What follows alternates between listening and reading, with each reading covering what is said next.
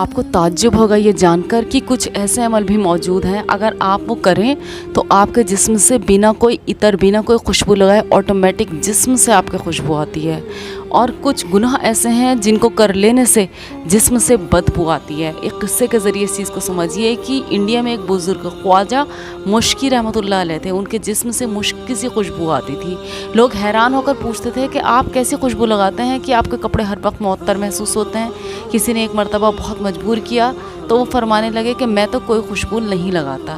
اس نے کہا کہ آپ کے کپڑے سے خوشبو کیسی آتی؟ انہوں نے کہا کہ واقعہ یہ ہے کہ ایک مرتبہ میں کسی گلی میں سے گزر رہا تھا، ایک مکان کے دروازے پر ایک بوڑھی عورت کھڑی تھی۔ اس نے مجھے دیکھ کر کہا کہ گھر میں کوئی بیمار ہے، تم نیک بندے نظر آتے ہو، کچھ پڑھ کر پھونک دو، ہو سکتا ہے کہ ٹھیک ہو جائے۔ میں نے اس پر اعتماد کیا اور میں گھر کے اندر چلا گیا۔ جب اندر گیا تو اس نے تالا لگا دیا۔ اس کے بعد گھر کی مالکہ سامنے آئی، اس کی نیت میرے بارے میں بری تھی۔ وہ کہنے لگی کہ میں روزانہ تجھے گزرتے ہوئے دیکھتی تھی، میرے دل میں برائی کا خیال پیدا ہوتا تھا، چنانچہ میں نے آج تجھے بوڑھی عورت کے ذریعے گھر بلایا ہے، لہٰذا اب میں گناہ کرنا چاہتی ہوں۔ جب اس نے نیت کا اظہار کیا تو میں بہت پریشان ہوا۔ میں نے اس کا مطالبہ ماننے سے انکار کر دیا اور باہر نکلنے کی بہت کوشش کی، لیکن وہ کہنے لگی اب تالا لگ چکا ہے، اگر نہیں مانو گے تو میں شور مچاؤں گی اور بہتان لگا کر سنگسار کراؤں گی۔ اب دو باتوں میں سے ایک بات کا انتخاب کر، یا تو سنگسار ہونا پسند کر لو یا پھر میرے ساتھ گناہ کا ارتکاب کر لو۔ اس کی یہ بات سن کر میں بہت پریشان ہوا۔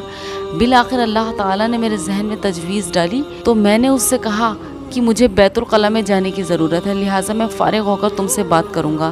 اس عورت نے سوچا کہ چلو آمادہ تو ہو گیا ہے، تاہم اس نے مجھے بیت الخلاء کی جگہ دکھا دی۔ میں وہاں گیا تو مجھے بیت الخلاء میں جو گندگی اور نجاست نظر آئی، میں نے اسے اپنے ہاتھوں سے اپنے جسم پر اور اپنے کپڑوں پر مل لیا۔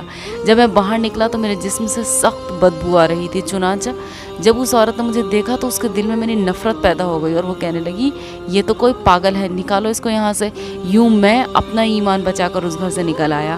اس کے بعد مجھے پریشانی ہوئی کہ میرے بدن اور کپڑوں سے لوگوں کو بدبو آئے گی، لہٰذا میں جلدی سے غسل خانے میں پہنچا اور میں نے اپنے بدن اور کپڑوں کو دھویا اور پاک کیا۔ جب گیلے کپڑے پہن کر باہر نکلا تو اس وقت میرے جسم سے خوشبو آنے لگی۔ اللہ اکبر! ان کا اصل نام تو کچھ اور تھا، لیکن چونکہ ان کے جسم سے مشک کی خوشبو آتی تھی اس لیے لوگ انہیں خواجہ مشکی کہہ کر پکارتے تھے۔